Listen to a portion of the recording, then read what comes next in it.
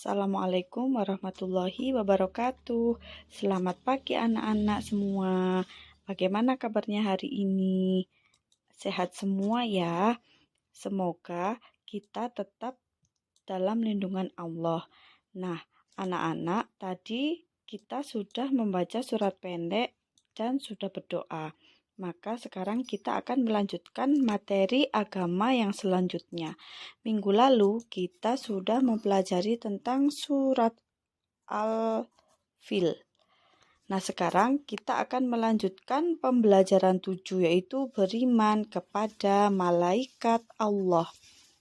Pada materi kali ini, yang akan kita pelajari ada 5 pokok, yaitu yang pertama, makna beriman kepada malaikat Allah. Yang kedua, mengenal malaikat Allah dan tugas-tugasnya.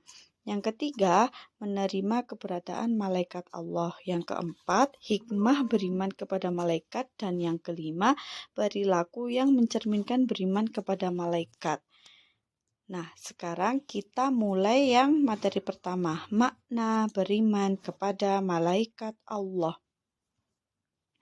Malaikat adalah makhluk gaib yang diciptakan Allah Subhanahu wa Ta'ala dari nur atau cahaya.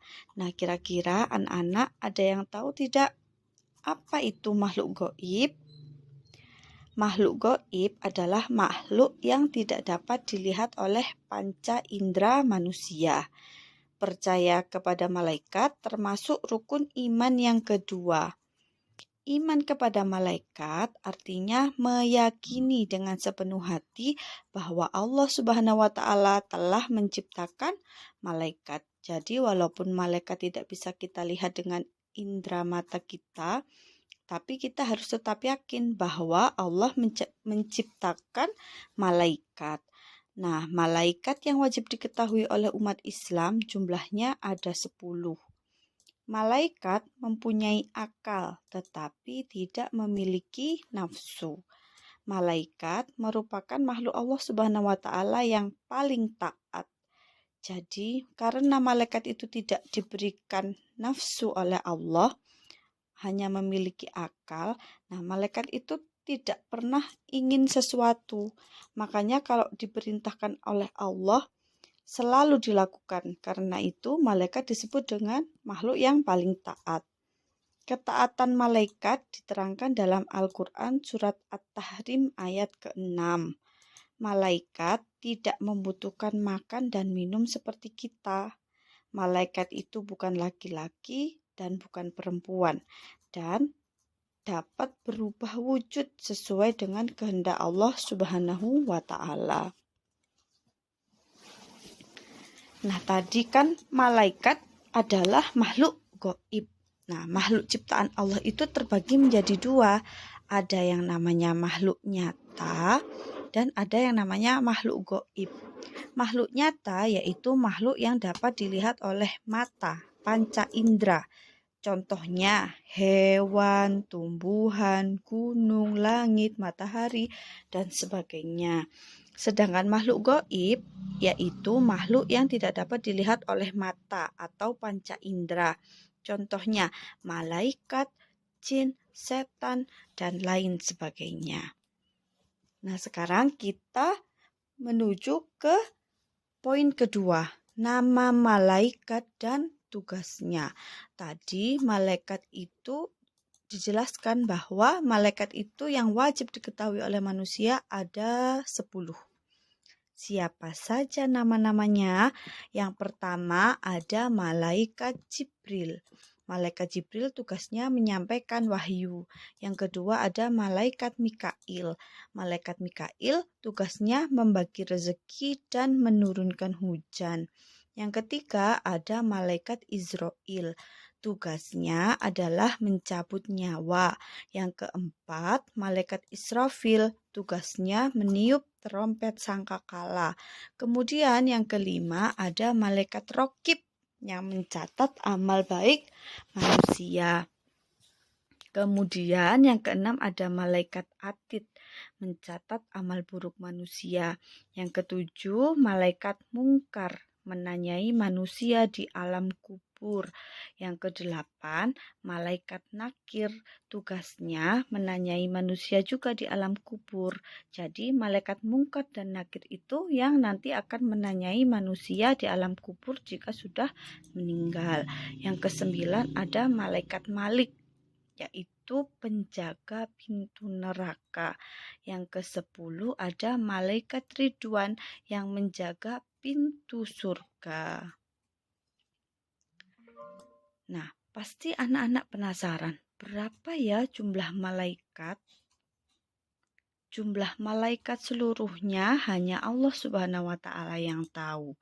Kita tidak mengetahui karena Allah Subhanahu wa Ta'ala tidak menjelaskan baik dalam Al-Qur'an maupun lewat Nabi Muhammad SAW. Jadi, jika anak-anak bertanya, satu dunia ini jumlahnya malaikat ada berapa ya? Nah, itu hanya Allah yang tahu. Adapun jumlah malaikat yang wajib kita ketahui dan imani ada 10. Tiap-tiap malaikat mempunyai tugas sendiri-sendiri. Malaikat selalu taat dengan tugas yang diberikan oleh Allah. Menerima keberadaan malaikat Allah Subhanahu wa Ta'ala. Jadi, kita sebagai umat muslim harus bisa menerima keberadaan malaikat Allah walaupun kita tidak bisa melihatnya. Bagaimana caranya? Yang pertama, takut dan ingat kepada Allah Subhanahu wa Ta'ala karena ada malaikat yang mencatat perbuatan kita dan Allah akan memberikan balasannya. Yang kedua, banyak mengingat kematian. Yang ketiga, gemar mengerjakan perbuatan yang akan didoakan oleh para malaikat. Loh Bu, ada ya perbuatan yang didoakan oleh para malaikat? Ada. Perbuatannya apa? Ya perbuatan kebaikan. Contohnya yang pertama, menuntut ilmu. Nah, anak-anak, selama anak-anak belajar, walaupun di sekolah, walaupun di rumah, saat anak-anak belajar menuntut ilmu, nah, anak-anak itu dikelilingi oleh malaikat dan malaikatnya mendoakan. Jadi, siapa yang rajin belajar, yang paling sering belajar, akan paling lama didoakan oleh malaikat. Yang kedua, bersilaturahmi. Bersilaturahmi itu mendatangi saudara. Yang ketiga, tidur dalam keadaan bersuci. Jadi sebaiknya sebelum tidur anak-anak berwudu dulu supaya saat tidur nanti didoakan oleh malaikat. Yang keempat, memilih barisan paling depan saat sholat berjamaah. Nah, contohnya misalnya waktu anak-anak sholat berjamaah duha atau duhur di sekolah, kalau ingin didoakan malaikatnya, jangan berebut memilih yang soft belakang. Harus memilih yang soft depan. Jangan nggak mau yang di depan supaya didoakan oleh malaikat. Nah, yang kelima, suka bersedekah. Kemudian, perilaku yang mencerminkan beriman kepada malaikat Allah. Apa saja ya? Yang pertama, suka bersedekah. Suka bersedekah baik dalam keadaan susah maupun senang, lapang maupun sempit, dan sehat maupun sakit. Jadi, kalau bersedekah, jangan eman-eman karena didoakan oleh malaikat. Yang kedua, melaksanakan perintah Allah. Menjalankan perintah Allah itu juga perilaku yang mencerminkan beriman kepada malaikat Allah. Karena malaikat adalah makhluk yang paling taat. Nah, contohnya apa?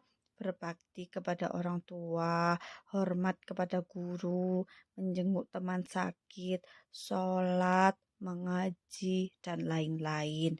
Yang ketiga, berbuat kebaikan.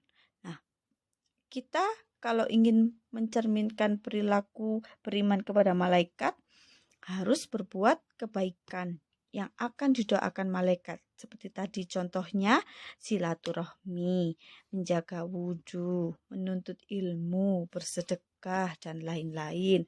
Kemudian yang keempat, meninggalkan larangan Allah. Nah, meninggalkan larangan Allah misalnya bagaimana? Bagaimana yang larangan Allah itu? Durhaka kepada orang tua, berani kepada guru, bermusuhan dengan teman. Nah, hal-hal yang seperti itu kalau perilaku kita mencerminkan beriman kepada malaikat, maka harus dijauhi, ditinggalkan. Apa hikmah beriman kepada malaikat?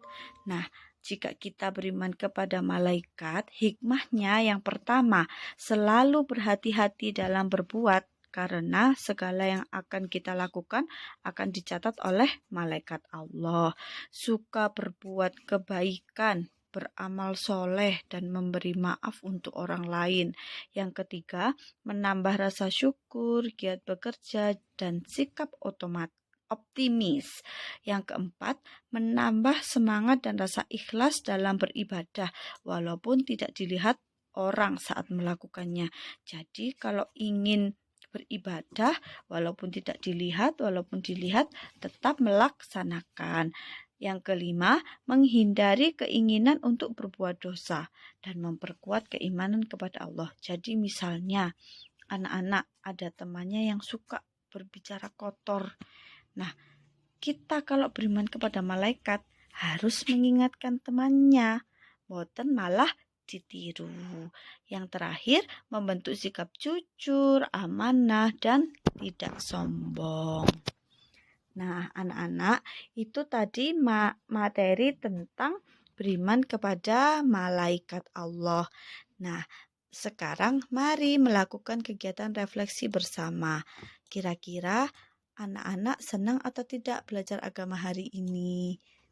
Semoga anak-anak senang ya dan tidak bosan. Alhamdulillah, demikian materi untuk pertemuan kali ini. Nah, untuk tugasnya nanti akan Bu Widya kirimkan di grup WA. Jadi, anak-anak tunggu ya. Selamat belajar anak-anak. Wassalamualaikum warahmatullahi wabarakatuh.